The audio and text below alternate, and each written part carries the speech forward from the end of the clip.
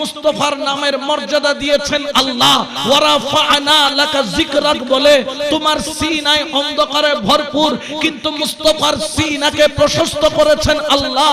আমার আল্লাহ বলেন আলাম নাশরাহ লাকা সাদরাক, যেখানে নবীর ঘরের মতো তোমার ঘর না, তোমার ঘরের কোনো নাম কেউ নাই না, কিন্তু আল্লাহ পাক কোরআনে লা উকসিমু বিহাযাল বালাদ বলে আমার নবীর ঘরের কসম কাটে।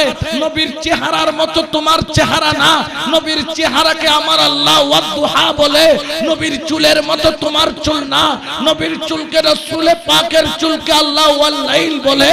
নবীর মাকাম আর তোমার মাকাম এক নয়, নবীর শানে আল্লাহ ওয়া রাফা'না লাকা যিকরাক বলে। নবী আর তুমি এক হতে পারো না, কাদ জাআকুম মিনাল্লাহি নূর বলে। নবীর মাকাম আর তোমার মাকাম এক হতে পারে না।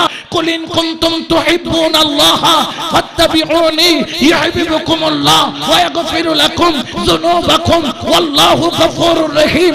আল্লাহ ঘোষণা করে নবীর জিকিরকে বুলন্দ করে আতিউল্লাহ ওয়া আতিউর রাসূল বলে, ওয়া রাফা'না লাকা যিকরাক বলে।